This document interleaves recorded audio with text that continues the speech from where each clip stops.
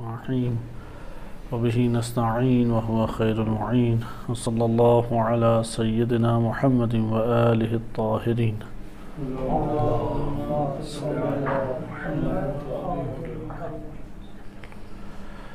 سیاست امام علی علیہ السلام کی موضوع پر ہماری گفتگو کا سلسلہ جاری تھا.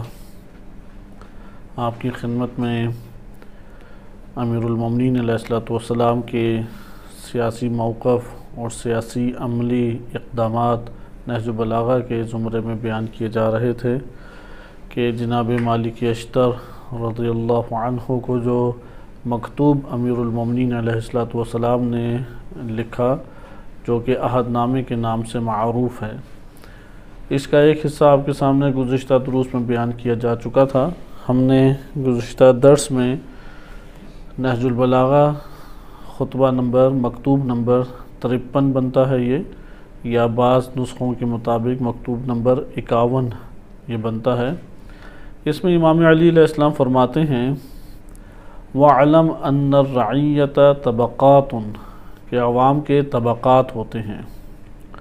لَا يَصْلُحُ بَعْضُهَا إِلَّا بِبَعْضٍ اس کے بعض طبقات صالح نہیں ہو سکتی، ان کی اصلاح نہیں ہو سکتی الا ببعض مگر بعض دیگران کے ذریعے سے. ولا غنا ببعضها عن بعض اور نہ ہی بعض دیگر طبقات دیگر بعض طبقات سے مستغنی اور بے نیاز ہو سکتے ہیں. اس کا فلسفہ ہم نے ایک حد تک اجمالی طور پہ گزشتہ درس میں مطالعہ کیا کہ عوام الناس وہ چند طبقات میں اپنے پیشے کے اعتبار سے اور اپنی معاشرتی اجتماعی ذمہ داریوں کے اعتبار سے مختلف حصوں میں تقسیم ہو جاتے ہیں. ان میں سے ایک پیشہ وہ ہے فوج کا پیشہ ہے یا فوجی ایک ذمہ داری ہے. بس آپ نے ملاحظہ کیا کہ رعیت کے طبقات ہیں، عوام طبقات سے ہٹ کے نہیں تقسیم ہو سکتی. چند طبقات میں یعنی عوامی افراد وہ کسی نہ کسی پیشے سے کسی نہ کسی کام سے وہ مربوط ہوتے ہیں. کوئی بھی معاشرہ ہو، حتیٰ چھوٹا سا دیہات یا گاؤں کیوں نہ ہو، وہ عوام الناس وہ کسی نہ کسی پیشے سے یا کسی نہ کسی کام سے وابستہ ہوتے ہیں، اور اسی پیشے اور کام کی وجہ سے یہ طبقات بھی جنم لیتے ہیں. اور اگر یہ طبقات ختم کر دیں تو معاشرہ چل ہی نہیں سکے گا. مثلا کسانوں کا ایک طبقہ ہے، تاجروں کا ایک طبقہ ہے، حکومتی جو اداروں میں بیٹھے افراد نوکر پیشہ افراد ہیں وہ جو حکومتی کام کر رہے ہیں وہ ایک طبقہ ہے، اور سارے ایک دوسرے کے محتاج ہیں اور ایک دوسرے کی مدد سے ہی یہ طبقات چل رہے ہیں. لیکن ان کی سطح کیا کہلاتی ہے؟ سطح عوامی سطح کہلاتی ہے. یہ کوئی خواص میں ان کا شمار نہیں ہونے لگ جاتا، یہ عوامی سطح کہلائے گی. اس کے بعد امیر المومنین علیہ السلام ارشاد فرماتے ہیں فَمِنْهَا جُنُودُ اللَّهِ امام علیہ السلام نے 6 یا 7 اہم طبقات کو ذکر کیا ہے.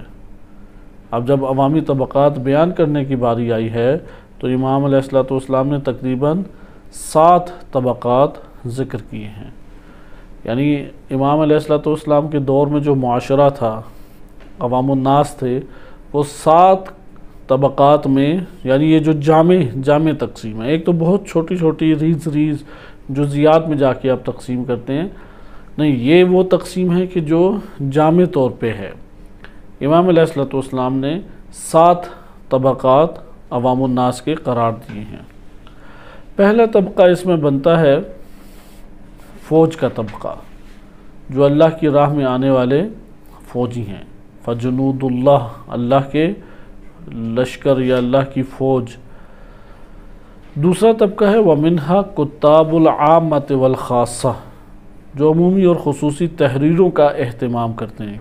یعنی اس دور میں پیام رسانی کے لیے یا مختلف امور دستورات کو پہنچانے کے لیے کاتب لکھا کرتے تھے، کیونکہ آج کے دور میں تو کئی طریقے ایجاد ہو چکے ہیں، اور اس پیام رسانی یا کمیونیکیشن فیلڈ جسے کہا جاتا ہے آج کے دور میں، کہ یہ بہت اہمیت کی حامل اپنی جگہ پر فوج ایک شعبہ ہے، اس شعبے کے ذریعے سے پیغام پہنچاتے ہیں۔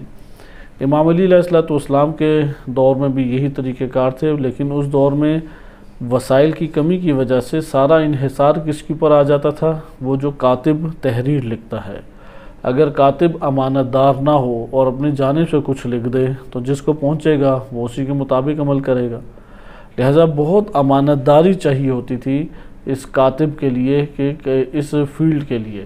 لہذا امام علیہ السلام نے دوسرا اہم طبقہ بیان کیا ہے، منہا کتاب العامۃ والخاصہ، عمومی اور خصوصی تحریریں لکھنے والا طبقہ۔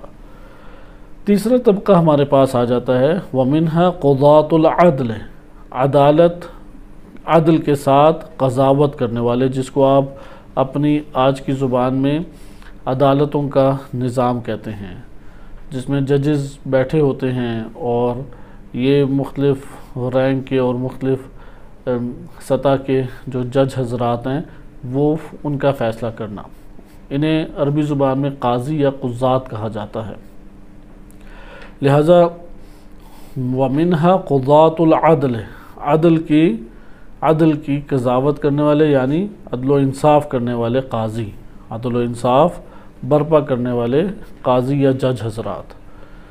نمبر 3 ہمارے پاس آ جاتا ہے ومنہا عمال الانصاف، چوتھا طبقہ ہمارے پاس آ جاتا ہے کہ انصاف برپا کرنے والے عمال، حکومت کے یعنی وہ کارندے کہ جو امن و امان برپا کرتے۔ ادھر انصاف سے کیا مراد ہے؟ وَإِلَّا عدل اور انصاف ایک ہی چیز بن جائے۔ ادھر ہے کہ عمال انصاف، ادھر عمال اور قضات میں فرق ہے۔ قاضی کا وظیفہ ہوتا ہے فیصلہ سنانا، عمال کا وظیفہ ہوتا ہے کہ اس کو عملی طور پہ انجام دینا اور اجرا کرنا۔ لہذا جج حضرات یا عدالتیں جب فیصلہ سنا دیں تو اس کو پھر عملی طور پہ جاری کون کریں گے؟ حکومتی کارندے۔ یہ حکومتی کارندے عمال کہلاتے ہیں۔ بس امن و انصاف برپا کرنا، امن اور انصاف برپا کرنے والے کارندے، یہ ہمارے پاس چوتھا طبقہ آ جاتا ہے۔ پانچواں طبقہ ومنہا اہل الجزیہ والخراج من اہل الذمۃ والمسلمۃ الناس، کہ جزیہ دینے والے اور خراج دینے والا وہ طبقہ، یعنی آج کے دور میں ٹیکس پیشہ افراد ہم کہہ سکتے ہیں، جزیہ اور خراج دینے والے افراد، یہ یا تو اہل ذمہ ہوں گے، یعنی جیسے کہ اہل کتاب ہیں، انہوں نے مسلمانوں سے مصالحت کر لی اور اس کے نتیجے میں وہ ایک مقدار جزیے کے عنوان سے یا خراج کے عنوان سے دیتے ہیں، یا مسلمانوں کے اندر جو لوگ ہیں، کیونکہ ہم اس کے ایک نہ ایک حد تک فدق کے مسائل کے ذیل میں اس کو پڑھ چکے ہیں کہ جزیہ اور خراج میں کیا فرق ہے اور خراج کی تقسیم بندی کیسے ہوتی ہے۔ مثلا بعض اوقات خراج اس طریقے سے ہوتا ہے کہ ایک جگہ اہل کتاب کے پاس تھی، مسلمانوں نے حملہ کیا، انہوں نے مصالحت کی کہ ہم اس زمین کو آباد رکھیں گے، کھیتی باڑی ہم بھی کریں گے، اور اس سے جو سرمایہ آئے گا اس سرمایہ کا اتنا فیصد ہم بیت المال بھجوا دیں گے۔ تو یہ امام اور حاکم وہ ان سے مصالحت ایسی کر سکتا ہے۔ ایک اور طریقہ کار زمین آباد کرنے کا یہ ہے کہ زمینیں بنجر پڑی ہوئی ہیں، امام معصوم مسلمانوں میں ایک اعلان فرماتا ہے، یعنی حاکم، اسلامی حاکم مسلمانوں میں ایک اعلان کرتا ہے کہ جو بھی اس زمین کو آباد کرے گا، اب یہ زمین ہے ملکیت میں حکومت کی، انڈر ہے حاکم کے، لیکن جو اس زمین کو آباد کرے گا وہ اتنا حصہ ہمیں دیتے، بقیہ سارا اس کا، بقیہ محصول اور نتیجہ وہ جو پھل آئے گا اس آباد کرنے سے وہ اس کا ہوگا۔ امام علی علیہ السلام نے اس طریقے سے بڑے پیمانے پہ زمینوں کو آباد کیا، یعنی امام علیہ السلام نے مختصر سے اپنے دور میں تقریباً غربت کو ختم کر دیا تھا، کیونکہ غربت بہت عروج پہ پہنچ چکی تھی کرپشن کی وجہ سے۔ امام علی علیہ السلام کو جب ریاست ملی، بیت المال خالی ہو چکا تھا، بڑے بڑے گھر حاکموں نے بڑی بڑی زمینیں بنا لی ہوئی تھیں، اور کئی ہزار مربع آج کے دور میں آپ کہہ لیں زمینوں کو انہوں نے ایک نو لوٹ لیا ہوا تھا، تو عوام الناس غربت اور فقر میں بیٹھی ہوئی تھی۔ تو امام علیہ السلام نے اسی طرح زمینوں کی آباد کاری کرائی، اور اس سے زمینیں بھی آباد ہوئیں، ان کا سال بھر کا راشن کا اہتمام بھی ہوا، اور حکومت کو بھی بڑے پیمانے پہ خراج آیا کرتا تھا۔ خلاصہ کلام کہ مسلمانوں میں وہ افراد کہ جن کے ساتھ ایسا معاہدہ ہوا اور وہ خراج دیا کرتے تھے، یعنی ادھر جزیہ اور خراج یہ در حقیقت اشارہ ہے کہ یہ دو بڑے منبع تھے اس دور میں۔ آج کے دور میں بھی چھوٹا منبع نہیں بنتا، بڑا منبع آج کے دور میں بھی بنتا ہے، لیکن آج کے دور میں وسائل زیادہ ہونے کی وجہ سے دائرہ کار وسیع ہو گیا۔ مثلا پیٹرول کسی بھی دنیا کے ملک میں نکل آئے وہ ذاتی ملکیت نہیں بن سکتا، بے شک آپ کے اپنے گھر سے ہی نکل آئے تو وہ کس کی ملکیت ہو جائے گا؟ ریاست کی ملکیت بن جائے گا۔ اسی طریقے سے کوئی کان ہے وہ آپ کے گھر سے نکل آتی ہے تو آ کے کون اس کے اوپر قابض ہو جائے گی؟ ریاست، گورنمنٹ۔ وہ آپ کو اس کے گھر کے برابر کے پیسے دے کے سائٹ پہ کر دے گی، اور آپ یہ نہیں کہیں گے میری زمین سے یہ تو پیٹرول نکلا ہے، یا یہ میری زمین سے اور میرے گھر سے یہ کان نکلی ہے، اسے قبول نہیں کیا جائے گا۔ لہٰذا آج کے دور میں وسعت آ گئی ان امور میں۔ یہ ہمارے پاس طبقہ تھا، پانچواں طبقہ۔ چھٹا طبقہ ہمارے پاس بنتا ہے وَمِنْهَا تُجَّارُ وَأَهْلِ الصِّنَاعَاتِ کہ تاجر طبقہ اور جو پیشہ ور لوگ ہیں، یعنی جن کے پاس کوئی ہنر ہے اور کمپنیاں بنانے والے آپ کہہ سکتے ہیں، پیشہ ور طبقہ، یعنی وَمِنْهَا التُّجَّار تاجر طبقہ، وَأَهْلُ الصِّنَاعَاتِ صنعت اردو میں بھی لفظ استعمال ہوتا ہے، مثلا کپاس کی ایک صنعت ہے، کپڑے کی صنعت ہے، لوہے کی صنعت ہے۔ اب یہ جو بھی کام کرتا ہے اس کے پاس پیسہ تو وافر مقدار میں آئے گا، اور وہی در حقیقت تجار میں بڑا تاجر ہوتا ہے۔ لہذا البتہ ہمیں تقسیم کرنا پڑے گا۔ ایک دفعہ تجارت اس طریقے سے کی جاتی ہے کہ مال اٹھایا اور بیچ دیا، لیکن ایک دفعہ آپ باقاعدہ فیکٹریاں لگاتے ہیں۔ جو فیکٹریاں لگاتا ہے یہ اہل صنعت کہلاتے ہیں، اہل حرفت و اہل پیشہ کہلاتے ہیں۔ لہذا ان دونوں کو شمار کیا امام علیہ السلام نے، تجار بھی ہیں اور نمبر دو ہمارے پاس اہل حرفہ و اہل صنعت افراد بھی موجود ہیں۔ چھٹا ہمارے پاس طبقہ بس پیشہ ور تجارتی اور پیشہ ور یعنی اہل حرفت۔ آج کے دور میں آپ کہہ سکتے ہیں کہ جن کی اپنی اپنی کمپنیاں ہیں اور وہ چیزیں اور صنعتیں بنا رہے ہیں۔ تاجر وہ ہوتا ہے کہ جو مال اٹھاتا ہے اور بیچ دیتا ہے۔ بڑے تاجر ہیں، چھوٹے تاجر ہیں، لیکن انہیں تاجر کی ردیف میں کیوں رکھا گیا؟ اس لیے تاجر کے ردیف میں انہیں رکھا گیا ہے کیونکہ یہ بذات خود کمپنیاں بھی وہی لگاتے ہیں یا بڑی بڑی شرکت وہی کھولتے ہیں کہ جن کے ہاتھ میں مال و دولت ہوتا ہے۔ بس آپ نے دیکھا چھٹا طبقہ کون ہے امام کی نگاہ میں؟ تجارت اور اہل صنعت و حرفت۔ ساتواں طبقہ ان تمام طبقات میں سب سے نچلا طبقہ ہے۔ وَمِنْهَا الطَّبَقَةُ السُّفْلَى سب سے نچلا طبقہ ہے، مِنْ ذَوِي الْحَاجَاتِ وَالْمَسْكَنَةِ اور یہ وہ طبقہ ہے فقراء اور مسکینوں کا طبقہ۔ فقراء اور مسکینوں کو امام علی علیہ السلام نے ایک طبقہ شمار کیا ہے، اس کی اپنی ضروریات ہیں۔ یہ کام یورپ نے بھی کیا ہوا ہے، وہ اسے ایک طبقہ شمار کرتے ہیں اور اس کے لیے انہوں نے باقاعدہ علیحدہ سے امور رکھے ہیں۔ مثلا انہیں وہ خاص رقم دیتے ہیں جس سے ان کے ایک گزارا لائق زندگی بسر ہو سکے، وہ ان کے مثلا بینک اکاؤنٹ میں منتقل کرا دیں گے۔ یا یہاں پہ آپ ایران میں دیکھتے ہیں کہ یارانہ کے نام سے انہوں نے ایک فنڈ رکھا ہوا ہے جو گورنمنٹ ہر شہری کو اپنے دیتی ہے، اور وہ ایک خاص مقدار دیتی ہے۔ غریب اور مسکین بالخصوص یہ طبقہ، وہ ضرورت مند طبقہ اسے کہتے ہیں۔ یہ ہمارے پاس 7 طبقات تھے۔ ابھی انشاءاللہ تعالیٰ اس کی شرح کی طرف ہم ابھی آگے آئیں گے، لیکن اس کو ہمیں ذہن میں یاد کرنا چاہیے امام علی علیہ السلام نے معاشرے کو کس طریقے سے تقسیم کیا اور کیسے اس کی سیاست اور مدیریت فرمائی۔ بس پہلا طبقہ تھا فوج کا طبقہ، دوسرا طبقہ تھا کہ عمومی اور خصوصی لکھت پڑھت یا تحریر کرنے والا طبقہ، کاتبین کا طبقہ۔ تیسرا ہمارے پاس طبقہ آتا تھا عدالت برپا کرنے والا یا فیصلے سنانے والا، عدالتوں کا طبقہ۔ چوتھا ہمارے پاس آتا تھا امن اور انصاف کو جاری کرنے والا طبقہ، یعنی عمال الانصاف، انصاف کرنے والوں کا عملہ جو اجرا کرتا ہے۔ پانچواں ہمارے پاس طبقہ آیا تھا خراج اور جزیہ دینے والے، خراج دینے والے مسلمان اور جزیہ دینے والے ذمی یعنی اہل کتاب۔ چھٹا طبقہ تھا تجارت اور اہل صنعت کا، جو کہ کسی پیشے یا صنعت سے تعلق رکھتے ہیں۔ اور ساتواں طبقہ وہ سب سے نچلا طبقہ ہے اور وہ فقراء اور مسکین کے اوپر مشتمل ہے۔ ایک ریاست در حقیقت چلتی کیسے ہے؟ آئیں اب ہم اس کو قبل اس کے کہ فوج کے بارے میں ہم شروع کریں۔ البتہ یہ جملہ بھی امام کا ہمیں پڑھ لینا چاہیے، وَكُلٌّ قَدْ سَمَّ اللَّهُ لَهُ سَهْمَهُ، اور اللہ نے ان طبقات میں سے ہر طبقے کا حصہ مقرر کر دیا ہے، ہر طبقے کا حصہ ہے۔ بجٹ بھی ممالک میں اسی طرح تقسیم ہوتا ہے، فلاں ادارے کے لیے اتنا بجٹ ہوگا، فلاں ادارے کے لیے اتنا، وہ پورا ہر ملک کی شائع کرتا ہے۔ تو امام علیہ السلام فرماتے ہیں کہ اللہ تعالیٰ نے ہر ایک طبقے کے لیے اس کا حق، اس کا حصہ وہ معین کر دیا ہے۔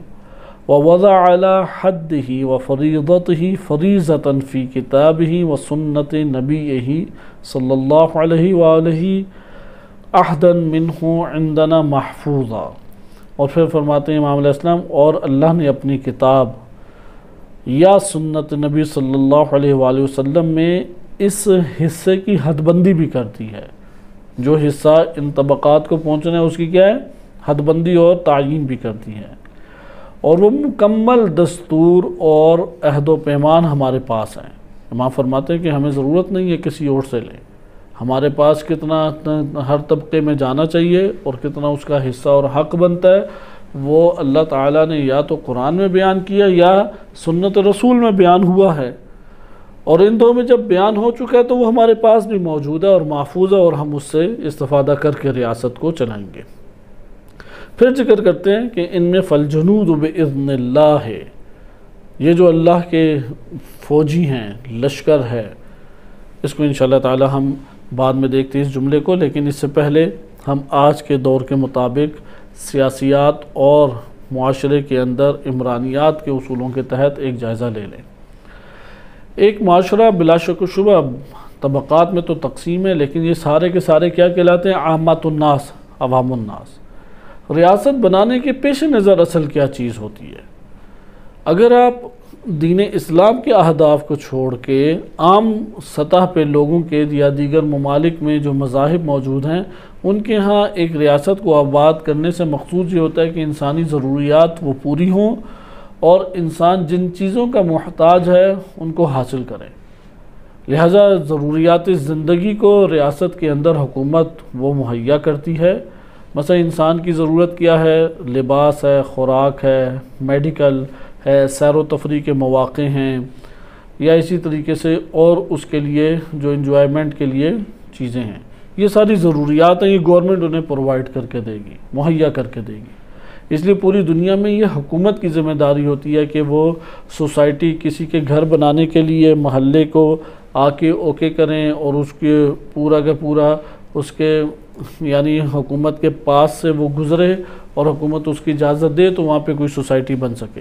پارک بنانا، روڈیں بنانا، پل بنانا، صفائی ستھرائی کا اہتمام کرنا، یہ ساری کی ساری چیزیں حکومت کے ذمہ ہوتی ہیں۔ بس پہلی چیز ہے ضرورت زندگی پوری ہو۔ ریاست میں حکومت کے بنیادی اہداف اسی لیے ہوتے ہیں۔ نمبر 2 یہ ہوتا ہے کہ آپس میں جو لاقانونیت کا مظاہرہ ہوتا ہے وہ ختم کیا جائے۔ لہذا اس اگر قانون کو برپا نہ کیا جائے تو ایک دوسرے سے فسادات کا ایسا شکار ہوں گے کہ وہ ریاست ختم ہونے کی طرف آ جائے گی۔ مثلا کرپشن کا ہر جگہ ہو جانا، لڑائی یا مار کٹائی ہر جگہ پہ ہونا، ناانصافی کے اوپر مبتنی فیصلے عدالتوں سے ہونا، بے گناہ لوگوں کو قید و بند یا زندانوں میں رکھنا، یہ سارے امور انجام پانے لگ جائیں گے۔ حکومت آتی ہے اور وہ کنٹرول کرتی ہے، وہ پھر قانون بناتی ہے اور لوگوں کے درمیان ایک عدل و انصاف کی بنیاد کے اوپر معاشرے کو آگے چلاتی ہے۔ اب یہ آپ نے حکومت کے اہم اہداف دیکھے، اس لیے حکومت بذات خود ہدف نہیں ہے، ایک ہدف کو پانے کا ذریعہ ہے۔ جیسے ہم یہ تکراراً نہج البلاغہ میں پڑھ چکے ہیں کہ حکومت ہمیشہ ایک ٹول ہے، ذریعہ ہے، خود کبھی ہدف نہیں ہوتا۔ مثلا حکومت اسلامی ہمارے لیے ہدف نہیں ہے، لیکن ابھی ہم حکومت اسلامی کی اس لیے اتنی تاکید کرتے ہیں کیونکہ اس کے ذریعے سے ہی ایک ہدف حاصل ہوگا، وہ نہیں قائم ہوگی تو وہ ہدف بھی حاصل نہیں ہوگا۔ آج کے دور میں معاشرہ کسی بھی ملک اور ریاست میں لے لیں، عوام الناس وہ انہی طبقات میں تقسیم ہوتے ہیں، یعنی مختلف پیشوں کے اوپر مشتمل یہ عوام الناس کا طبقہ ہے، اور اس میں ہم یہ تقسیم کر سکتے ہیں کہ وہ افراد کہ جو غریب اور مسکین ہیں، ان میں معذور طبقہ بھی آ جاتا ہے، جو کما نہیں رہا وہ بھی آ جاتا ہے، یا وہ طبقہ ہے کہ جو کما رہا ہے لیکن ضروریات زندگی پوری نہیں کر سکتا ہے، یہ فقراء اور مساکین کا طبقہ ہے عوام الناس کے اندر۔ عوام الناس میں ایک طبقہ آ جاتا ہے جو کہ ایک ایلیٹ کلاس کہلاتا ہے، امراء کا طبقہ۔ انہی میں ایک آ جاتا ہے مڈل کلاس طبقہ، فقراء کا طبقہ، مڈل کلاس طبقہ اور امراء کا طبقہ۔ یہ معاشرے کے اندر طبقات ہر دور میں شمار ہوتے رہے۔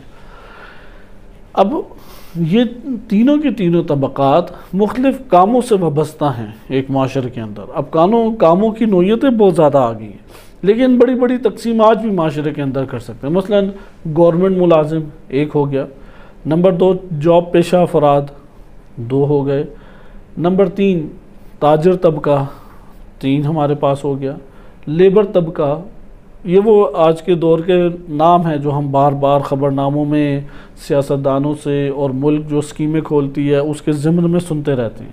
کسان طبقہ، اسی طرح سے ہمارے پاس فوجی طبقہ ہے، یا سائنسدان، یا اسی طریقے سے اور طبقات آتے ہیں، اسٹوڈنٹ طبقہ ایک آ جاتا ہے، وغیرہ وغیرہ۔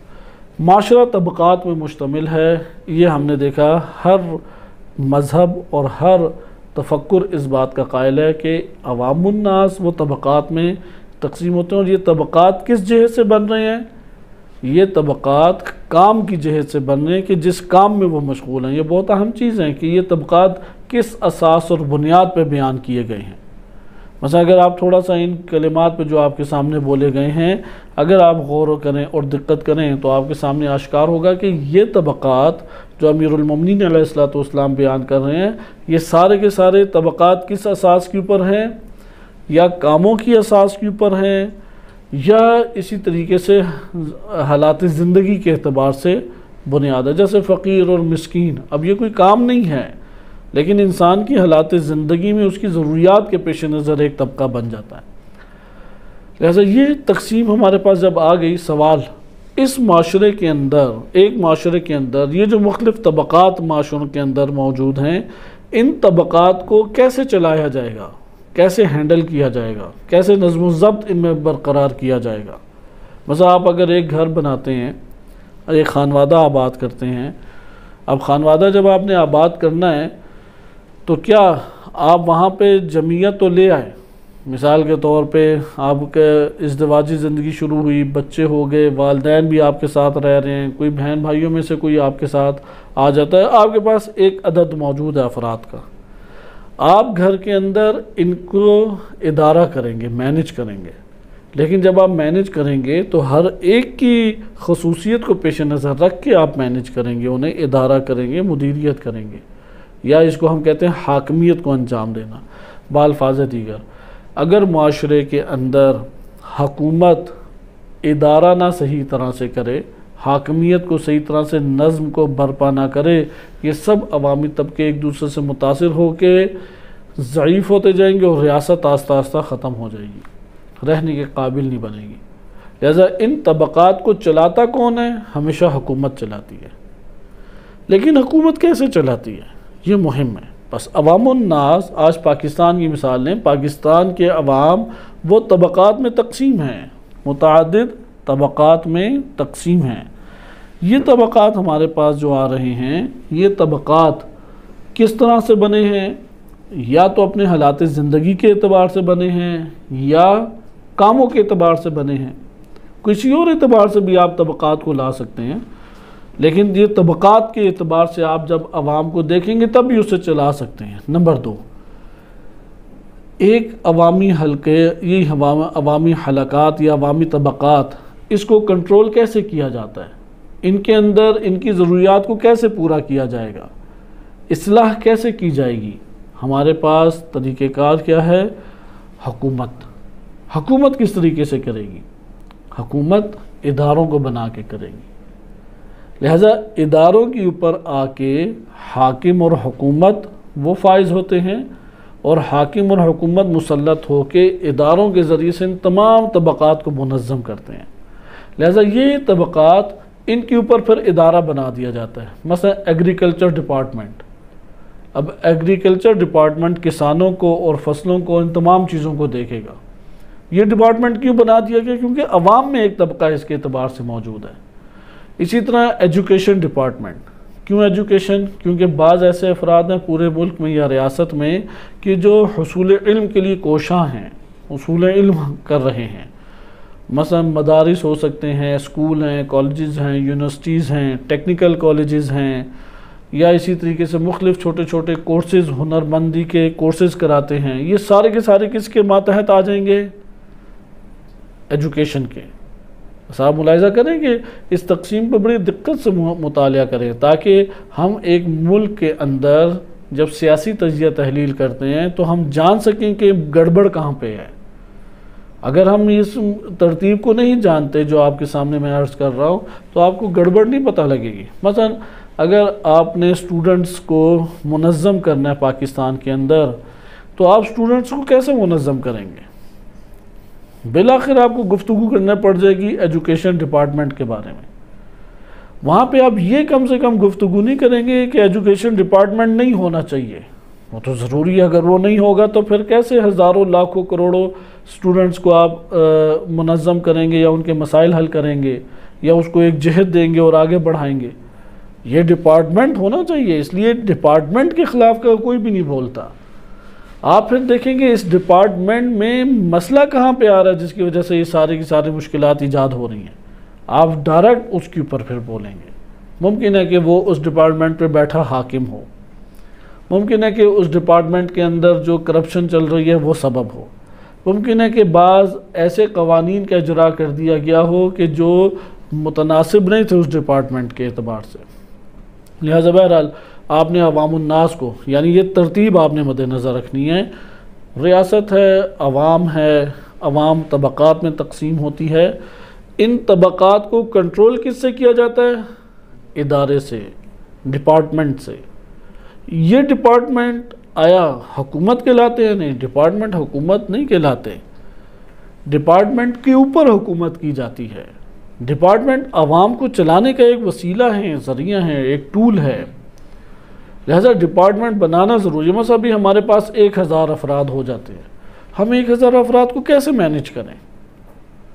ہمیں یہ امام علی علیہ السلام کا خطبہ، یہ مکتوب، وہ ہمیں مینیج کرنے کا طریقہ کار بتا رہا ہے۔ ایک آپ پورے ادارے پہ مدیر کل بنا دیں جو مثل حاکم ہوگا، اس کے ماتحت ڈپارٹمنٹ بنائیں مختلف۔ مثلا مالیات کا ڈپارٹمنٹ ہو گیا، اس کے اپنے وظائف ہیں۔ اچھا، اسی طریقے سے ان کے خوراک وغیرہ کا ڈپارٹمنٹ ہو گیا، اس کے اپنے وظائف ہیں۔ اسی طرح سے ٹیچرز کا ایک ڈپارٹمنٹ ہو گیا، اسٹوڈنٹس کا ایک ڈپارٹمنٹ ہو گیا، کہ کلچرل جو امور انجام دینے ہیں وہ ایک فرہنگی امور یا کلچرل امور ہے، ثقافتی امور ہے، ان کو انجام دینے کا ڈپارٹمنٹ ہے۔ اس طرح ڈپارٹمنٹ بنا دیں گے۔ اب یہاں پہ مدیر کیا کرے گا؟ مدیر ڈائریکٹ 1000 افراد کو تو نہیں کنٹرول کر سکتا۔ وہ کیا کرے گا؟ وہ ڈپارٹمنٹ کے اندر سسٹم کو ایجاد کرے گا، وہ ڈپارٹمنٹ میں مسئول بنائے گا، ان مسئول کے تحت چیزیں قرار دے گا، پھر اس ڈپارٹمنٹ کی ضروریات پوری کرے گا، وہاں سے پھر وہ تمام کے تمام افراد کو منظم کرنے میں کامیاب ہوگا۔ آپ مثلا یہاں سے اب ہم اپنی سطح کے بھی کچھ نصیحتیں لے لیں تاکہ ہمارے لیے بصیرت کا یہ سبب بنے۔ مثلا آپ جاتے ہیں اپنے علاقوں میں، آپ نے مسجد بنانی ہے یا مسجد کو سنبھالتے ہیں، مدرسے کو سنبھالتے ہیں، یا آپ ممبر ہے یا تبلیغاتی کسی ادارے کو سنبھالتے ہیں، آپ کیسے وہاں پہ کام کریں گے؟ آپ سب سے پہلے وہاں پہ عوام الناس کو لانے کی کوشش کریں گے، نہ کہ پہلے فوراً ڈپارٹمنٹ بنا دیں گے۔ یعنی مسجد آپ کے ہاتھ میں آئی ہے، ماشاءاللہ مسجد بڑی ہے، لیکن بندہ ایک بھی نہیں ہے ادھر، تو ڈپارٹمنٹ کون سا بنائیں گے؟ اس ڈپارٹمنٹ کا کوئی فائدہ نہیں ہے۔ اس لیے آپ پہلے بھرپور کوشش کریں گے یہاں پہ جمعیت یا تعداد اکٹھی ہو، پھر اس تعداد کو جب منظم کرنے کی باری آئے گی، ان کے اندر اختلافات کو دور کرنے کی باری آئے گی، یہ سوال ابھرے گا کہ ان کی ضروریات کیسے پوری کی جائیں، یہاں پہ آپ تقسیم کار ادارے کی کرنا شروع کر دیں گے۔ لہٰذا ادارے ہمیشہ عوامی ضرورت کو مد نظر رکھتے ہوئے بنائے جاتے ہیں، نہ کہ عقلی تخیلات کے اوپر ادارے بنا دیے جاتے ہیں۔ اس لیے اداروں میں کمی بیشی ہر دور میں ہوتی رہتی ہے۔ ممکن ہے ہزاروں ایسے آج کے دور میں ادارے ہیں جو امام علی علیہ السلام کے دور میں نہیں تھے۔ وجہ کیا ہے؟ کیونکہ اس دور کی ڈیمانڈ نہیں تھے، وہ اس دور کی اس وقت ضرورت نہیں تھے۔ لیکن بعض ایسے ادارے ہیں یا ڈپارٹمنٹ ہیں کہ وہ ہر دور میں ضرورت رہتے ہی رہتے ہیں، ہر دور میں، وإلا ایک ریاست جنم نہیں لے سکتی۔ در حقیقت امام علی علیہ السلام نے ان اہم طبقات کو یہاں پہ ذکر کیا، ان اہم ڈپارٹمنٹس کو گویا کہ ذکر کیا۔ یعنی جب یہ طبقات ہیں تو ہر طبقے کو کیسے کنٹرول کیا جائے گا؟ ادارے کے ذریعے۔ یعنی سوال ہم اگر ابھاریں، یہ اسے ذہن نشین بھی کریں، کیونکہ یہ ہمارے پاس سے گزر گیا تو آہستہ آہستہ مکتوب ختم ہوگا۔ نہج البلاغہ میں سب سے تفصیلی سیاسی امور کے اعتبار سے یہی مکتوب ہے امام علی علیہ السلام کا، جو فکر سیاسی امیر المومنین علیہ السلام ہم تک پہنچاتا ہے۔ اگر ہم نے اس مکتوب کو صحیح طریقے سے نہ سمجھا تو یقیناً ہم اسلام کا نقطہ سیاست نہیں سمجھ سکیں گے، کیونکہ سیاست نام ہے مدیریت کا۔ سیاست کسے کہتے ہیں؟ حاکمیت۔ سیاست یعنی ادارہ کرنا، چلانا، ایک ڈپارٹمنٹ کو چلانا، ایک معاشرے کو چلانا، اسے کہتے ہیں سیاست۔ اب امام علی علیہ السلام سیاست وہی کر سکتے ہیں جو جزیات کی حد تک امور کو جانتا ہو معاشرے کی، اسے بڑی عمیق اس کی اور گہری نگاہ ہو معاشرے میں، تبھی وہ چلا سکتا ہے۔ اس لیے ہر کوئی بندہ نہیں چلا سکتا۔ یہ بہت ایک ہمارے ہاں غلط تاثر اور غلط فہمی پائی جاتی ہے، اور یہ سننے کو بھی آپ کو بار بار ملے گی، خصوصاً سینئر جو افراد ہوتے ہیں ان سے یہ بڑا سننے کو ملتا ہے۔ اگر ہمارے پاس پیسہ ہوتا تو ہم بھی اس طرح کا ایک ادارہ بنا لیتے، فلاں کے پاس پیسہ ہی اتنا ہے، اس کے لیے کیا مشکل ہے؟ مثال کے طور پہ ایک مدرسہ ہے، جامعہ ہے، وہ 3000 افراد کا اہتمام کرتا ہے، ایک بڑی تعداد میں ادھر طلاب موجود ہیں، بڑی تعداد میں طالبات موجود ہیں، اساتذہ وہاں پہ ایک بڑی تعداد میں موجود ہیں، ان کے مختلف طرح کے امور ہمارے سامنے آ رہے ہیں۔ انسان یہ سمجھتا ہے کہ یار یہاں پہ چونکہ پیسہ بہت وافر موجود ہے اس لیے یہ سارے کام چل رہے ہیں، جبکہ معاملہ بالکل برعکس ہے۔ بالکل یہ تمام کے تمام امور چل رہے ہیں اس مدیر کی وجہ سے کہ جو اسے ادارہ کر رہا ہے، یہ تمام امور چل رہے ہیں اس مینجمنٹ کی وجہ سے جو پرخلوص طریقے سے وہاں پہ مینجمنٹ کر رہا ہے، وإلا یہ امور نہیں چلتے۔ کس ادارے کے پاس آج پیسہ نہیں ہے؟ پاکستان میں تو بہت بڑے بڑے مدارس ہیں، اور اندر جائیں تو چھوٹا سا کام بھی نہیں ہے، یعنی اتنا سا کام ان مدارس سے نہیں ہو رہا کہ وہ ایک واٹس ایپ گروپ بنا کے کچھ نشر و اشاعت شروع کر دیں۔ اتنا کام نہیں ہوتا کہ اگر ان کے محلے میں یا آس پاس کے قریبی محلے میں کوئی شیعہ وفات پا جائے تو اس کی نماز جنازہ کے لیے مولانا صاحب چلے جائیں۔ آخر کہاں پہ وہ پیسہ جاتا ہے؟ سارا مسئلہ کہاں پہ آ جاتا ہے؟ اس مدیریت کا آ جاتا ہے۔ مدیریت نہیں ہے وہاں پہ۔ اس لیے رہبر معظم کا آج کل الیکشن ادھر قریب ہیں، ہر جگہ پہ یہ لگا ہوا ہے فرمان رہبر معظم کا، جو کہ انہوں نے آیات اور روایات سے اخذ کیا ہے کہ اصلاح کہتے ہیں صالح ترین، یعنی یہ نظریہ رہبر معظم کا ہے کہ تم ایک معاشرے کے اندر 2 شروں میں سے ایک شر کا انتخاب نہ کرو، تم کہو کہ میں کئی صالحین میں سے سب سے زیادہ جو صالح ہے اس کا انتخاب کرتا ہوں۔ یہ تفکر کوئی جاندار تفکر نہیں ہے کہ آپ اپنے آپ کو اتنا ضعیف بنا دیں، اتنا ضعیف بنا دیں کہ یہ مجبوری تھی، اب ہم نے لانا تو ہے، یہ بھی شر ہے وہ بھی شر ہے، تو ہم 2 شروں میں سے ایک شر کا انتخاب کر لیتے ہیں۔ یہ اتنے ضعیف معاشرے امت اسلامیہ میں فی الحال موجود نہیں ہیں، استعماریت موجود ہے۔ اس لیے کس کو تلاش کریں؟ صالحین کو۔ قرآن نے واضح ضابطہ دے دیا ہے، ان الارض یرثها عبادی الصالحون، کہ میری اس زمین کے وارث میرے بندے صالح ہیں، لہذا صالحین کو لے کے ہیں۔ لیکن صالحین میں سے کس کو؟ یعنی جو بھی آمنوا وعملوا الصالحات اسے لے آئیں؟ رہبر معظم کہتے ہیں نہیں۔ یہ آغا مصباح یزدی کا بھی قول تھا، اور یہ آغا محسن قرائتی اچھی خاصی بھی ترویج بھی اس نظریے کی کر رہے ہیں۔ اصلح یعنی زیادہ صالح جو ہے، جیسے تقلید میں آپ دیکھتے ہیں زیادہ عالم جو ہے، علاج کراتے ہوئے آپ دیکھتے ہیں زیادہ اسپیشلسٹ جو ہے، زیادہ ماہر جو ہے، اس لیے زیادہ صالح جو ہے اسے لے کے آئیں۔ سوال زیادہ صالح کو کیسے ہمیں پتہ لگے؟ تو رہبر معظم نے معیار اس کا بیان فرمایا ہے کہ اصلح کسی است کہ مدیر است، کہ اصلح وہ شخص ہے کہ جو ادارہ کرتا ہے ایک جگہ کو۔ مثلا آپ کے پاس ایک چھوٹی سی جگہ آ گئی جس کو آپ ایک انسٹیٹیوٹ کے طور پہ کہہ دیں چند کمروں پر مشتمل ہے، 15-20 لڑکے آپ کے ہاتھ میں ہیں، مالیات آپ کے پاس کچھ آتی ہیں، آپ کس طرح سے اسے مینج کریں گے؟ کیونکہ مینج کرنے میں زحمت ہے، مشقت ہے، ایک ٹکراؤ پیش آتا ہے، مشکلات اس میں پیش آتی ہیں۔ باہر سے بیٹھا شخص یہ کبھی نہیں احساس کر سکتا کہ بھائی اگر ایک جگہ پہ بعد جماعت لوگ نماز پڑھیں تو کتنی اس میں زحمت ہے، اگر ایک جگہ پہ منظم ہو کے سب درس سن رہے ہیں تو اس میں کتنی زحمت ہے، یہ ایک عام بندے کو نہیں پتہ لگتا۔ کیونکہ اگر یہ امور انجام پا رہے ہیں، مثلا تعلیمی ایک ادارہ ہے، وہاں پہ اگر طلاب ہیں یا اسٹوڈنٹس ہیں وہ صرف کھانے پینے میں مشغول رہیں اور فارغ ہو کے پھرتے پھراتے رہیں، ایک انہوں نے دعا پڑھ لی، نماز پڑھ لی، کیا یہ ادارہ ہو رہی ہے جگہ؟ کیونکہ آپ نے جگہ کس مقصد کے لیے بنائی تھی؟ تعلیم کی غرض سے۔ اگر وہاں پہ تعلیم ہی کا مقصد پورا نہیں ہوتا تو آپ نے اسے مینج کیا؟ آپ نے اسے ادارہ کیا؟ ادارہ نہیں کیا۔ سوال آپ کہیں گے میں ادارہ کروں، لڑکے بات ہی نہیں سنتے، تو دنیا میں کیوں سی جگہ ہے جہاں پہ بات سنتے ہیں؟ یہی شکوہ تو امام علی علیہ السلام کا تھا، یہ تو انبیاء علیہ السلام کا شکوہ رہا، لوگ تو نہیں منظم ہونا چاہیں گے فوراً۔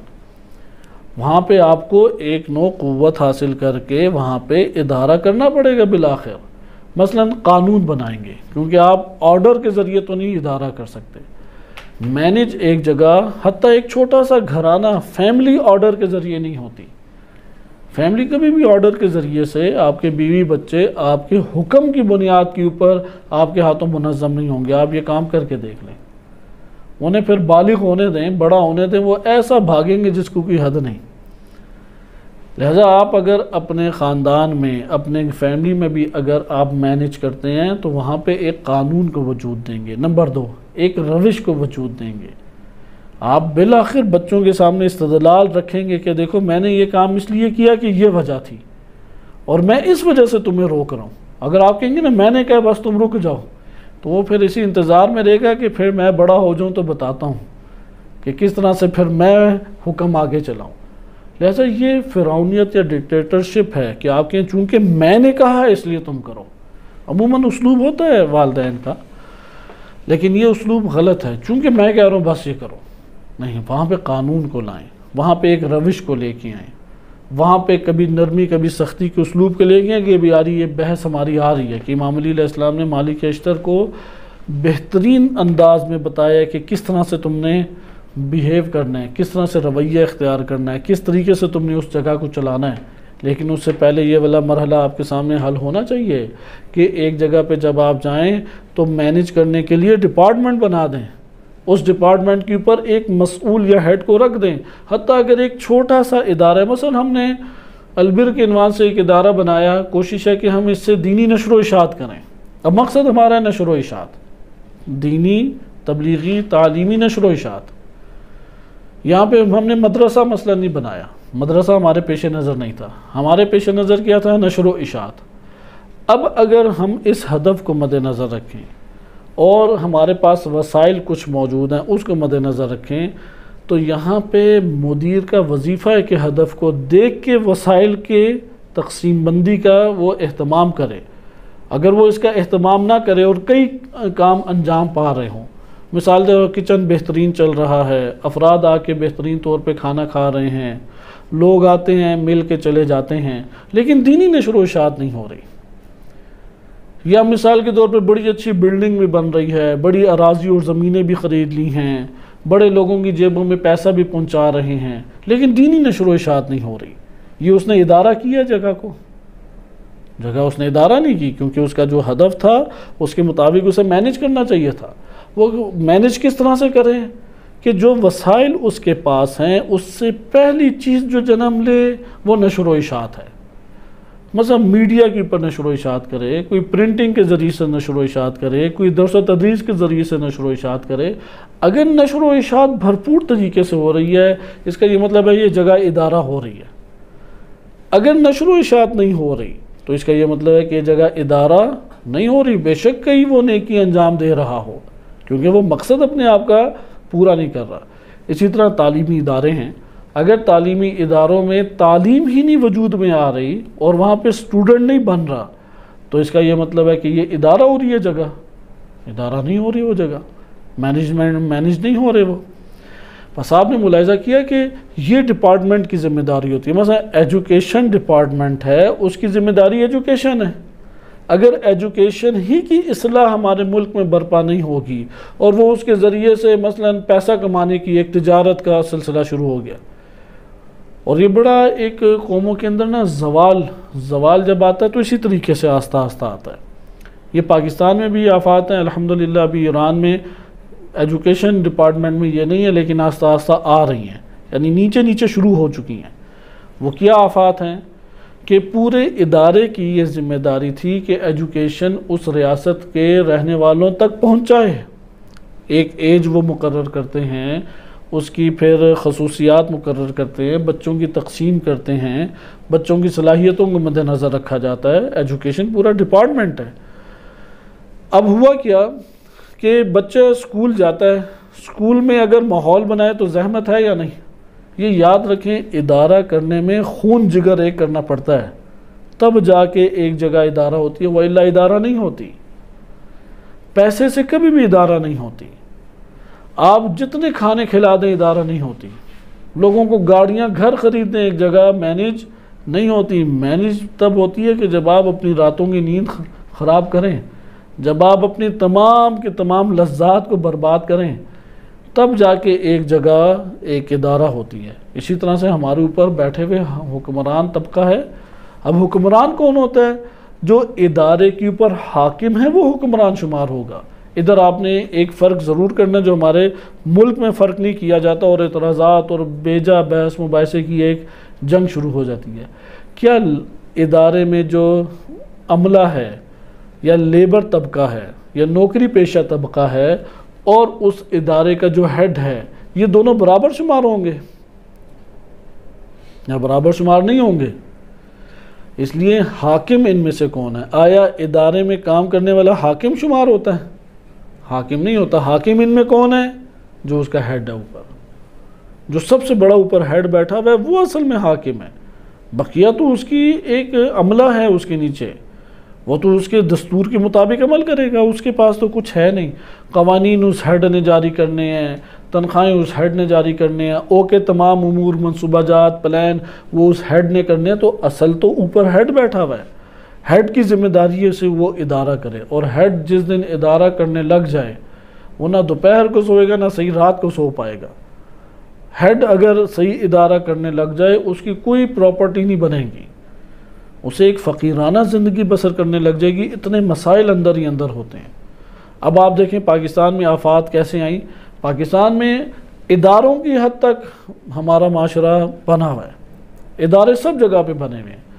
اداروں کے اندر جاب پیشہ بندہ طبقہ بھی بیٹھا ہوا ہے، اگرچہ وہ اس خصوصیات کے ساتھ نہیں بیٹھا کہ جو کوالٹیز یا جو انہوں نے معیار رکھا ہے اس معیار کے اوپر نہیں ہے جاب پیشہ، سفارشی بیٹھے ہوئے ہیں، بہرحال ہیں جاب کے اوپر سیٹوں پہ بیٹھے ہوئے ہیں، لیکن اوپر جو طبقہ حاکم ہے اس کا اصل مسئلہ ہے۔ اب ہونا کیا چاہیے تھا ایجوکیشن کے اعتبار سے؟ ہم ایجوکیشن میں پاکستان میں اسلام آباد بقیہ تمام شہروں کی نسبت قدر منظم ہے۔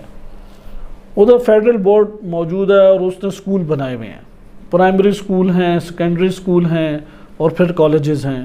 یونیورسٹیز ان کے انڈر نہیں آتی، کالجز تک وہ بنے ہوئے ہیں۔ اب آپ وہاں پہ جائیں، گورنمنٹ پبلک سکولوں میں اگر بچے کو بھیج دیں تو وہاں پہ بچے کو نہ استاد صحیح پڑھاتا ہے، نہ وہاں کا ماحول اچھا ہوتا ہے، نہ بچے پہ کوئی توجہ دی جاتی ہے۔ وہاں پہ بچہ بجائے اس کے کہ وہ ایجوکیٹ ہو، وہاں مجرم بن کے باہر آ جاتا ہے۔ اور پھر استاد پڑھاتا نہیں ہے، وہی استاد شام کو ٹیوشن پڑھا رہا ہوتا ہے کئی گنا زیادہ پیسے لے کے۔ میتھمیٹکس مثلا استاد ہے، اس نے 4 سوال حل کر دیے، کلاس میں 30-40 بچے ہیں، اس نے کوئی زیادہ ادھر محنت ہی نہیں کی. پھر وہی بچہ اب اس نے چونکہ امتحان پاس کرنا ہے، وہ اسی استاد سے کیا پڑھے گا؟ ٹیوشن. اور ٹیوشن کے نام سے وہ پیسے کمائے گا.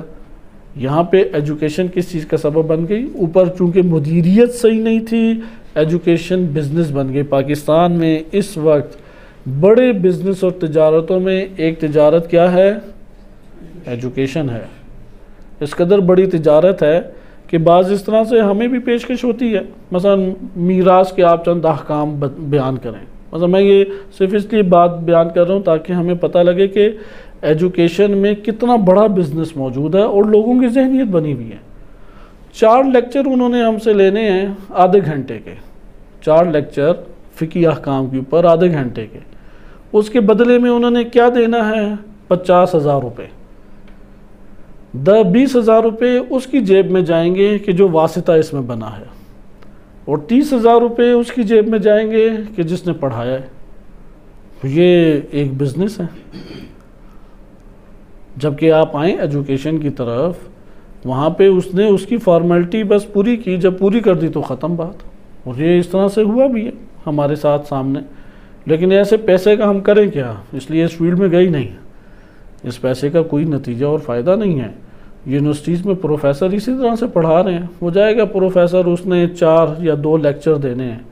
وہ ایک لیکچر کا بعض اوقات اگر بڑا کوئی ہے ممکن ہے 1 لاکھ روپے سے اوپر لے پیسے. یہ تو فقہی احکام تھے. فقہی احکام کا مثلا ہفتے میں 1 لیکچر ہے، وہ 1 لیکچر کا ہمیں مثلا دے رہے 8,000 یا 10,000 روپے بالفرض. آپ اس سے اوپر آ جائیں، وہ اس سے بھی بڑے ہیں. یہ تو جو دوستان یونیورسٹیز میں پڑھتے ہیں وہ صحیح طریقے سے جانتے ہیں. یہاں پہ ایجوکیشن وہ چونکہ صحیح ادارہ نہیں ہوئی، بزنس کا ایک ذریعہ بن گیا. اور جب بزنس کا ذریعہ بنا تو چاروں طرف سے پیسہ کما رہے ہیں اس کے ذریعے سے، چاروں طرف سے پیسہ. آپ نے PhD ڈاکٹر کا ایک لیبل لگا دینا اور پھر آگے. میڈیکل بھی اسی طرح.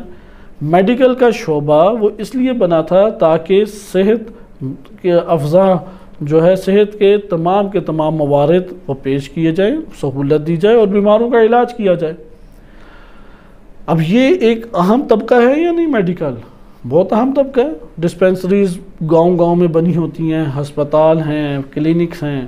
اب ڈاکٹر حضرات کیا کرتے ہیں؟ یہ ہم سے فقہی مسائل پوچھتے بھی ہیں تو اس لیے آپ کی خدمت میں بیان کر رہا ہوں. مریض آتا ہے ڈاکٹروں کے پاس، اور ایران میں تازہ یہ شروع ہو چکا ہے. بہت کم ہے لیکن ہے.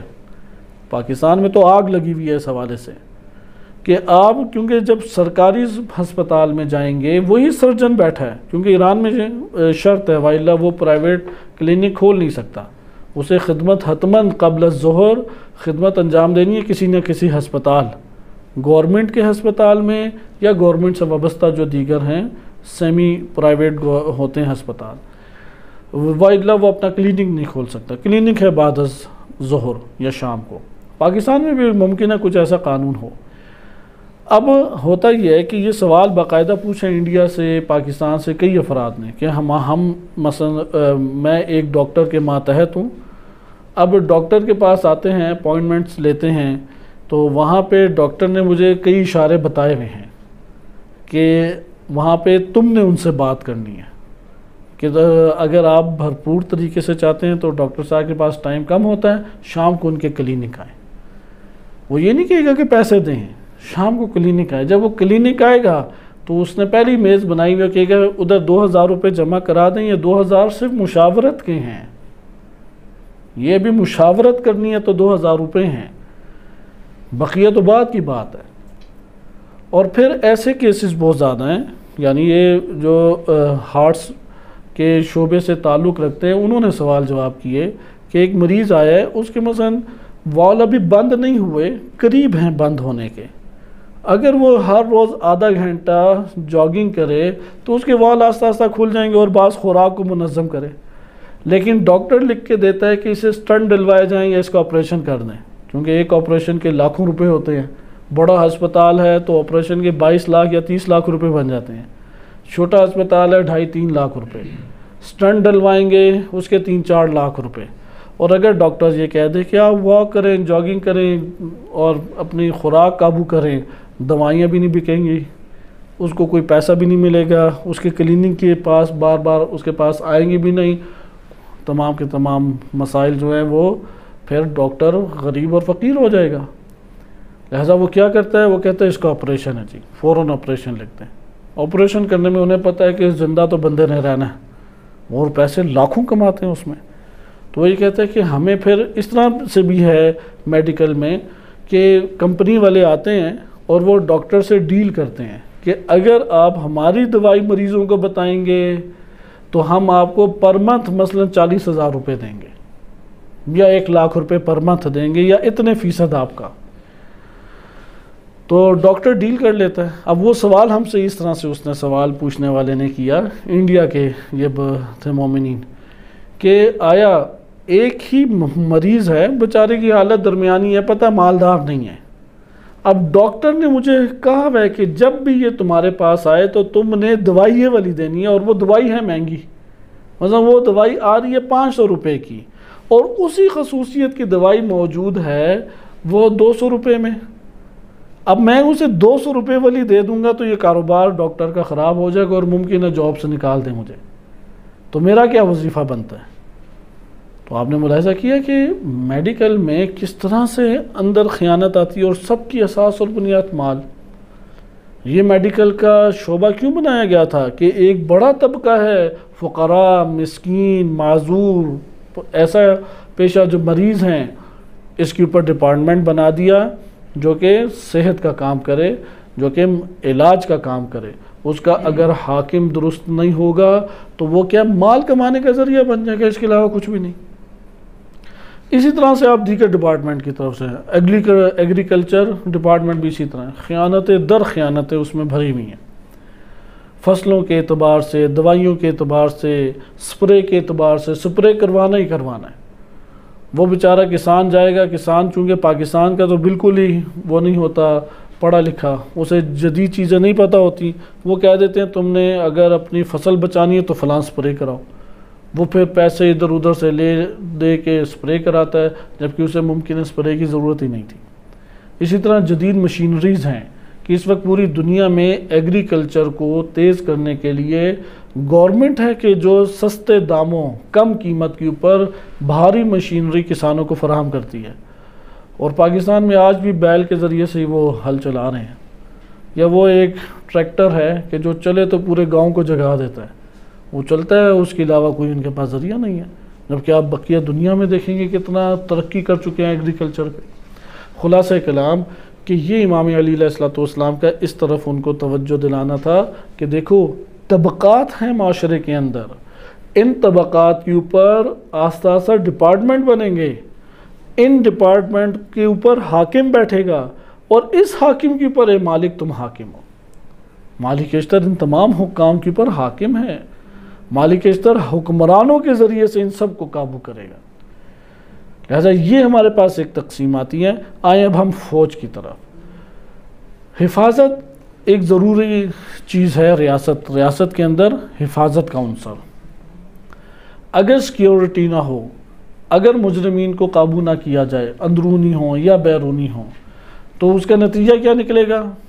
وہ ریاست تباہ و برباد ہو جائے گی، ختم ہو جائے گی۔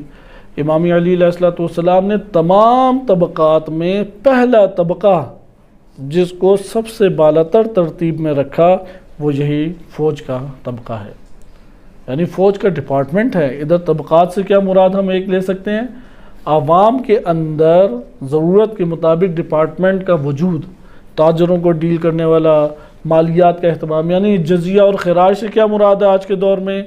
مثلا اکنامیکل پاور جو ایک ریاست میں ہوتی ہے، یعنی ہمارے مالیاتی ادارے۔ اچھا، اسی طریقے سے تاجروں کو ڈیل کرنے والے، ہم اسے کہہ سکتے ہیں کہ تاجروں کو ڈیل کرنے والے یہ مالیاتی ادارے ہو سکتے ہیں، یا آپ یہ کہہ لیں کہ ہمارے پاس طبقہ تھا کہ جو امن و امان کو برپا کرنے والے ہیں، اسے کہتے ہیں مجریہ۔ اس لیے آج کے دور میں قدیم زمانے سے ابھی تک یہ فکر پائی جاتی ہے، ایک ریاست کو قابو کرنے کے لیے بنیادی ترین ادارے فقط 3 ہیں، اور ان 3 اداروں پہ جو حاکم ہوتے ہیں یہی اصل حاکم ہے، اور ان تینوں کے اوپر ایک اصل حاکم ہوگا۔ اب آپ مختلف نظام لا کے یہ کام انجام دے دیں، 3 ادارے ہیں، آپ ڈیموکریسی کا ڈھانچہ بنائیں، اور ڈیموکریسی کا ڈھانچہ بنا کے ان 3 اداروں کے اوپر حاکم قرار دے دیں، اور وہ جو ان 3 حاکموں کے اوپر اصل حاکم ہے اسے آپ وزیر اعظم کہہ دیں، یہ کر سکتے ہیں۔ یا آپ ڈکٹیٹرشپ کا ڈھانچہ لے آئیں، ڈکٹیٹرشپ آئے گی وہ ان 3 کے اوپر اپنی ثوابدید سے خود حاکم مقرر کر دے گی اور ان کے اوپر قوت کے ذریعے سے خود حاکم بن بیٹھے گی، جیسا کہ مارشل لا لگتا ہے تو ایسا ہی ہوتا ہے۔ یا بادشاہت لے آئیں، بادشاہت ایک اور ڈھانچہ ہے، وہ آئے گی ان 3 اداروں کے اوپر حاکم بن جائے گی اور اس کے اوپر ایک حاکم بادشاہ کے عنوان سے بن جائے گا۔ امامت کے پاس بھی ایک ڈھانچہ ہے، اللہ سبحانہ و تعالیٰ نے بھی ایک پولیٹیکل ڈھانچہ سسٹم بنایا، اور وہ سسٹم آ کے ان 3 اداروں کے اوپر حاکم ہوتا ہے، اور ان حکام کے اوپر امام معصوم حاکم ہوتے ہیں۔ لہذا آئے وہ 3 ادارے کون سے ہیں؟ پہلا ہے کہ قوت قضائیہ جسے آپ کہتے ہیں، یہی عدالتوں کا نظام جو امام علی علیہ السلام نے ادھر بیان کیا۔ دوسرا اور ہمارے پاس کیا ہے؟ مقننہ، جو قانون ساز ہوتا ہے، قانون بنانا، قانون نئے نئے قوانین بناتے ہیں۔ آج کے دور میں قومی اسمبلی سینٹ کے ذریعے سے یہ حل کیے جاتے ہیں، قانون ساز۔ تیسرا ہے مجریہ، جس نے ان 2 کے کاموں کو اجرا کرنا ہے، جسے امام علی علیہ السلام نے کہا ہے عمال الانصاف، یعنی امام علی علیہ السلام نے نہج البلاغہ میں جو ذکر کیا اس کے مطابق چوتھا طبقہ وہ یہ بنتا ہے مجریہ۔ مجریہ کے اندر پھر بہت سارے طبقات آ جاتے ہیں، تعلیم کا اجرا ہے، اسی طریقے سے مثلا کسانوں کے اوپر ایک ڈپارٹمنٹ ہے اس کا اجرا ہے، بلدیاتی امور ہیں اسے انجام دینے کا اجرا ہے، صفائی ستھرائی کے امور ہیں انجام دینے کا اس کا اجرا ہے۔ یہ جو مجریہ ہے جسے منفذہ بھی کہتے ہیں، یا آپ اسے اسٹیبلشمنٹ ایک نوع سے کہہ سکتے ہیں کہ جس میں بیوروکریٹس بیٹھتے ہیں اور وہ پھر آ کے اس کے اوپر حاکم ہوتے ہیں، مختلف طرح کے ادارے ہیں۔ مجریہ کے نیچے ضرورت کے مطابق ریاست کے اندر مختلف طرح کے ادارے بن جاتے ہیں۔ ان اداروں کے اوپر جو حاکم ہے ہماری زبان میں اسے کہتے ہیں ایم این اے۔ ایم این اے ان مجریہ اداروں کے ذیلی اداروں پہ بیٹھے ہوتے ہیں، اور اس مجریہ پورے ادارے کے اوپر آ کے وزیر اعلیٰ صاحب بیٹھ جاتے ہیں۔ اسی طرح چیف آف آرمی سٹاف، فوج کو ہر جگہ علیحدہ کیا جاتا ہے، اگرچہ فوج اپنے کام کے عنوان سے مجریہ کے تحت آتی ہے، لیکن چونکہ بہت حساس ادارہ ہے اور پورے ملک میں عملی قوت اس کے ہاتھ میں ہوتی ہے، اس لیے اس کو ڈیلی چوتھے رتبے پہ جدا کر کے نکال کے کیا جاتا ہے۔ لہذا اصولاً کتنے قوت قضائیہ، چیف جسٹس، آج کی ہمارے پاکستان کی زبان میں کہتے ہیں چیف جسٹس۔ دوسرا ہے مقننہ، اسے آپ کہتے ہیں اسپیکر کہہ لیں، اور اس کے اوپر بیٹھے ڈپٹی اسپیکر اور ڈپٹی اسپیکر۔ اسپیکر صاحب وہ ہیں کہ جس نے آرڈر آگے وزیر اعظم تک پہنچانے، یہ مقننہ ہے۔ مقننہ کے نیچے پورا ایک سسٹم ہے۔ تیسرا ہمارے پاس آ جاتے ہیں مجریہ۔ مجریہ کو کنٹرول کرتے ہیں وہ ایم این اے، ہر ادارے پہ انہوں نے بٹھائے ہوئے ہیں، اوپر ہیڈ بٹھائے ہوئے ہیں، ایم این اے کہہ لیں یا کوئی اور تقسیم آگے کی جا سکتی ہے۔ اچھا، اب ہوتا کیا ہے کہ ان سب کے اوپر حاکم کون ہے؟ وزیر اعظم۔ چیف جسٹس صاحب کیا کریں گے؟ وہ وزیر اعظم کے انڈر ہیں۔ مقننہ میں اسپیکر جو چیزیں پاس کرے گا وہ وزیر اعظم کے انڈر ہے۔ مجریہ میں جتنے ادارے کام کر رہے ہیں ان کے ہیڈ ہیں، وہ ہیڈ سارے کے سارے جواب دے کس کے؟ وزیر اعظم کو۔ ان میں ایک چوتھا ہے جسے آرمی ہم کہتے ہیں، اور اس کو جدا کر لیتے ہیں اس کی اہمیت کی وجہ سے۔ اس اہمیت کے پیش نظر جب اسے باہر نکال کے کہتے ہیں تو اس طرح چیف آف آرمی سٹاف ہمارے پاس چوتھا آ جاتا ہے۔ وہ بھی کس کے سامنے جواب دے ہے؟ وزیر اعظم کے سامنے جواب دے ہے۔ یہ ہمارے ملک کے اندر سسٹم چلتا ہے۔ لہٰذا آپ نے دیکھا کہ یہ طبقات، امام نے جو فرمایا کہ ان رعیت طبقات یعنی اوپر ان کے ڈپارٹمنٹ بنے ہوئے، اور ڈپارٹمنٹ کو حکمران کنٹرول کرتے ہیں، وہ سب حکمران اپنے سے بالا ایک حاکم کے سامنے جواب دہ ہوتے ہیں۔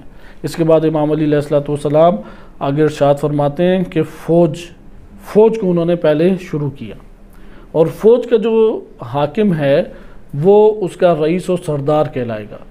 نہج البلاغہ کی اس مکتوب میں فوج کا تذکرہ بالخصوص 3 جگہوں پہ کیا ہے، یعنی 3 نقطہ نظر سے کیا ہے۔ ایک تو بیان کیا گیا ہے کہ فوج کی اہمیت کیا ہے، میں صرف اشارہ کروں گا اور بقیہ انشاءاللہ تعالیٰ اگلے درس میں ہم پڑھیں گے۔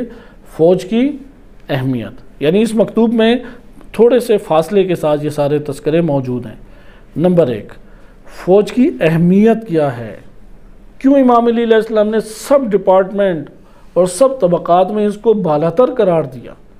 فوج اہمیت کی حامل ہے، اس لیے تنقید سے بچ نہیں سکتی، آرمی کبھی تنقید سے نہیں بچ سکتی کیونکہ اہمیت کی حامل ہے، پورے کے پورے ملک کی اساس اور باغ دوڑ حقیقی معنی میں اس کی قوت اس کے ہاتھ میں ہوتی ہے، لہذا فوج کی اہمیت امام علی علیہ السلام نے بیان کی۔ نمبر 2، فوج کا سردار کسے بنایا جائے کیونکہ وہ حاکم ہے، فوج کا سپاہی تو حاکم نہیں ہے، جرنیل کرنیل تو حاکم نہیں ہے، وہ اوپر جو ہیڈ بیٹھا ہوا ہے فوج کا وہ حاکم ہے، اس کا دستور چلنا ہے، اس نے مدیریت کرنی ہے، اس نے نقائص ختم کرنے ہیں، اس نے سارے مسائل حل کرنے ہیں۔ نمبر 3، یعنی سردار بنانے پہ بڑی عمیق گفتگو امام علی علیہ السلام نے کی ہے کہ انشاءاللہ اگلے درس میں آئے گی۔ نمبر 3، یہ سردار فوج کو کیسے مینج کرے، کیسے ادارہ کرے، یا مالی کیشتر فوج کو کیسے ادارہ کرے۔ مثلا یہ چونکہ اگلے ہفتے آئے گا، میں صرف اشارہ کر دوں کہ ان میں سے ایک امام نے بیان فرمایا مینج کرنے کا طریقہ کہ فوجیوں کو اتنا عطا کرو اور ان کی تنخواہوں کا معیار اتنا بلند رکھو کہ وہ دوسروں کی طرف نہ دیکھیں، یعنی اپنے گھر بار سے بے فکر ہو جائے۔ اگر تم نے انہیں اپنے گھر بار سے بے فکر نہ کیا تو وہ تو تمہارے حکم کے اوپر اطمینان کے ساتھ تمہاری خاطر آگے نہیں قدم بڑھائیں گے، لہذا ان کا معیار یا ان کی ضرورت زندگی کا بقیہ سب سے جدا خصوصی طور پہ اہتمام کرو، اتنے پیمانے پہ اہتمام کرو کہ وہ اپنے یعنی بال بچوں سے اور گھر بار سے بے فکر ہو کے تمہارے اشاروں کے اوپر آگے قدم بڑھائیں۔ طریقہ کار بتائیں۔ یہ 3 بحثیں ہیں۔ فوج کی اہمیت کے اوپر 4 اوصاف امام نے بیان کیا اور جس کے اوپر ہم اپنی گفتگو کا اختتام آج کے دن کرتے ہیں۔ امام فرماتے ہیں فالجنود ہو، یہ جو لشکر ہے، جیش ہے، آرمی ہے، فوج ہے، بِإِذْنِ اللہ، اللہ کے حکم سے، بِإِذْنِ اللہ، اللہ کے حکم سے، حصون الرعیہ، عوام کے قلعے ہیں۔ قلعے کی چند خصوصیات ہوتی ہے۔ پہلے زمانے میں آبادی محفوظ ہوتی تھی قلعے کے ذریعے سے، آج کے دور میں قلعوں کا تصور نہیں ہے۔ قلعہ ہوتا تھا ایک تو احاطہ کر لیتا تھا چاروں طرف سے تاکہ بندے آرام سے سو سکیں، تو یہ 4 دیواری اتنی بڑی وہ بنائی ہوتی تھی کہ کوئی باہر سے فوراً اندر نہیں داخل ہو سکتا تھا، اس لیے عوام بڑا سکون محسوس کرتی تھی۔ نمبر 2، قلعوں کے اوپر پہرے دار انہوں نے بٹھائے ہوتے تھے، وہ پورا سسٹم رکھا ہوا تھا کہ ایک لحظہ غافل نہیں ہوتے تھے وہ، لہذا وہ قلعوں کے اوپر جو پہرے دار ہوتے تھے ان کی بنیاد پہ اندر کا پورا معاشرہ بڑا پرسکون طریقے سے چلتا تھا۔ پرانے دور میں چونکہ حملے بہت زیادہ ہوا کرتے تھے، اس لیے بڑے وسیع و عریض قلعے وہ بنایا کرتے تھے کہ ہنگامی حالات میں سب کے سب قلعے کے اندر پھر آ کے محفوظ ہو جایا کرتے تھے۔ امام فرماتے ہیں کوئی بھی ملک ہو، کوئی بھی ریاست ہو، اس ریاست کے اندر امنیت کا قیام اور عوام الناس کا آرام اور سکون سے زندگی بسر کرنا کس پر موقوف ہے؟ فوج کے اوپر۔ فوج قلعہ بنے، یعنی کوئی دشمن آئے تو یہ فوج آگے بڑھ جائے گی اور یہ اپنے سینے کو آگے کر دے گی اور عوام آرام کرے گی، لہذا حصون الرعیہ یہ پہلی صفت ہے۔ دوسری صفت وَزَيْنُ الْوُلَاةِ، حکمرانوں کی زینت ہے، کیونکہ یہی قوت ہوتی ہے نا، اگر ایک حاکم کے ساتھ فوج نہ ہو تو اس حاکم کی کوئی سنے گا؟ یہ تو ہمارے ملک میں کیونکہ اوپر نیچے بڑے حادثات ہوئے ہیں تو ہمارے ملک والوں کو تو سیاست بڑے اچھے طریقے سے سمجھ آنی چاہیے۔ زین الولاۃ، حاکموں کی زینت ہے۔